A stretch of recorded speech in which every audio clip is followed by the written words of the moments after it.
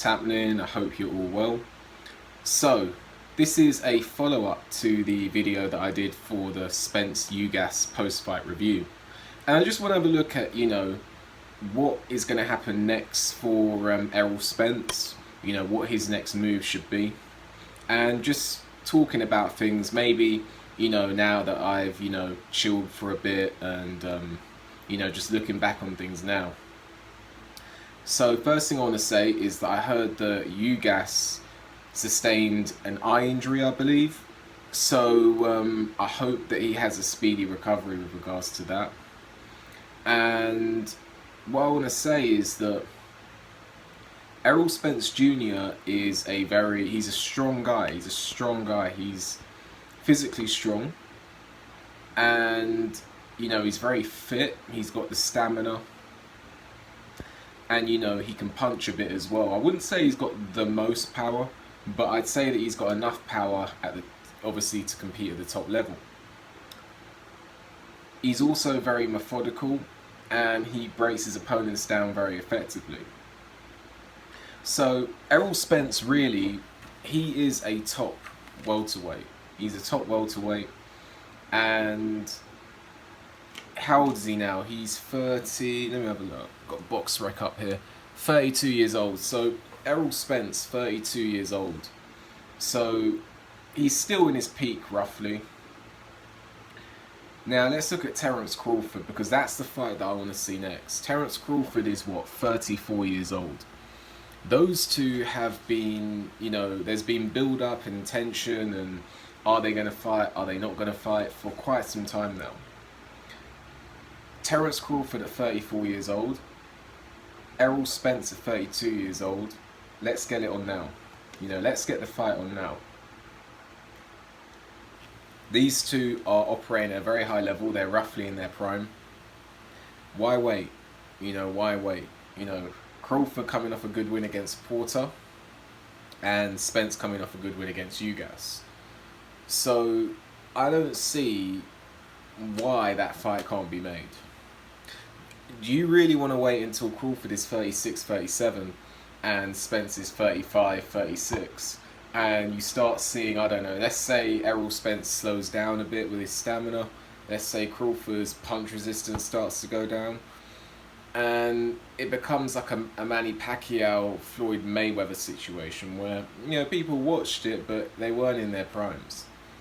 Do you really want that situation to happen? Because then, I don't know, some supporters and maybe the fighters themselves could say, well, if you fought, they could say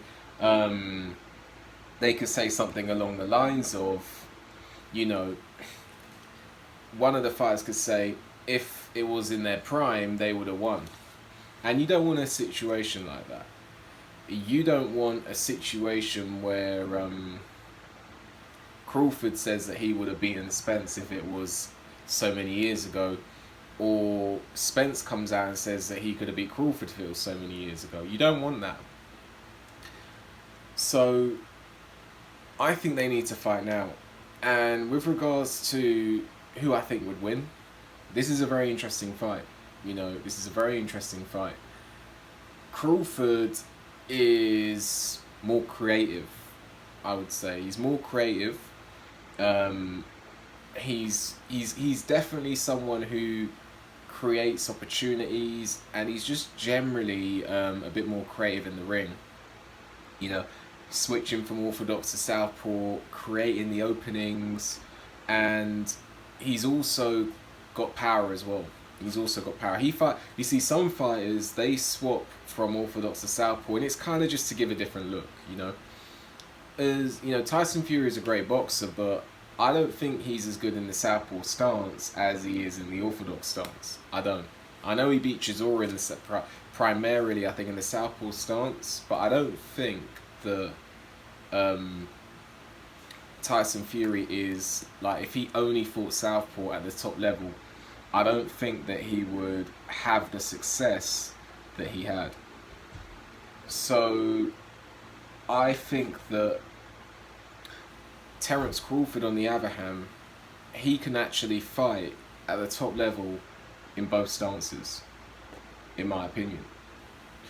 He you know, he was fighting against Kell Brook in the southpaw stance, in the orthodox stance. It wasn't going well. He was getting timed, and he then went into southpaw and had success. However, he can also fight at the top level in the orthodox stance, and that's the difference. Terence Crawford is a fighter who can fight, you know, ambidextrous. He can go orthodox, southpaw, and he can do that at the top level. Terence Crawford is a fighter who can punch as well with both hands, and Terence Crawford is a fighter who can he's shown that he can be hurt and come back. When I look at Errol Spence, I see a guy who methodically breaks down his opponents. Not the quickest guy, but he's strong, he got power, and I look at him and I think that he's someone who maybe not the most spectacular fighter, but he's effective. When I look at those two right now, I would probably, it's actually very close, and that's a good thing because I want to see it. You would have to go with Crawford at the moment for me a little bit, but I don't know, because it's one of those situations where Errol Spence is either going to break down Crawford over, I don't know, and you know, like maybe be losing the fight for you know, up until round 7, and then he starts picking up and breaks Crawford down. Or I can easily see a situation where Crawford just finds a gap and puts Spence in trouble. You know, he finds that gap, he finds that opportunity, and he lands something, and it puts some serious hurt onto Errol Spence. So this is a fight that I want to see. Are there any other fighters in the welterweight division that would make for good fights? I don't really think Keith Thurman is a good fight for either of those two right now. I think Keith Thurman needs to put some wins together before he can be in the conversation. Ugas obviously just suffered a loss. I mean, I would watch Thurman versus Ugas. I would watch that fight. Kell Brook, I think that he's past his best, so I don't see the benefit. I mean, both of them beat Brook, so I don't really see the benefit in that. Mikey Garcia, no. Virgil Ortiz, no. I don't really, I'm looking at the box rec ratings for welterweight, and I feel like there's fighters around there who are past their best. There's fighters like Thurman and Ugas. There's Kell Brook as well. There's fighters who are up and coming, you know, so that'll be what, Conor Benn, like Virgil Ortiz. I'm having a look here. Virgil Ortiz, you know, Yordenis. Like these are people who are like, you know, they're on the way up. Whereas you've got fighters like Spence, Crawford, who need to be fighting each other. You know, they need to be fighting each other. I think Mikey Garcia just come off a loss as well against what's that guy's name? I forgot his name now. Sandro Martin or something. So the only fight in the welterweight division that makes sense right now is Crawford and Spence. And I could keep talking about it over and over again. I think I said that in the last video. I could keep talking about that over and over again, but what else is there to say at this point?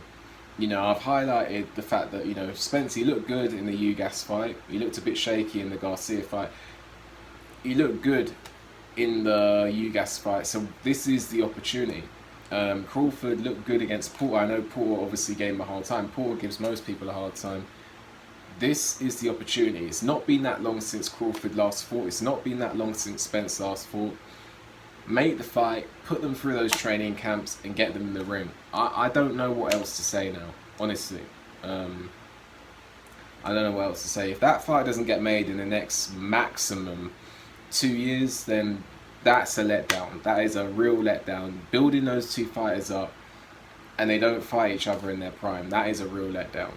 So let's hope that fight happens. Let's hope it happens.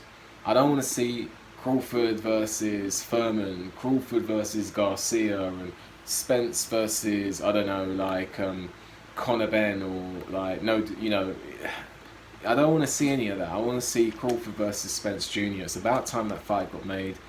Hope it happens, and you know, that is a real 50-50 fight. You know, I know I said I favour Crawford. I'm talking like 52-48. You know what I'm saying? So real even fight. Both coming off wins. Let's see that fight next. So let me know what you thought of what I talked about in this video. Who do you think would win if Crawford and Spence fight each other now? Let me know. Like the video, subscribe to the channel, leave a comment, and I'll see you on the next video. What's happening, people? Subscribe to my boxing channel for fight footage, training footage, client footage, and more. You'll find boxing tips that you can apply to your own training. So subscribe to my boxing channel. The link is in the description.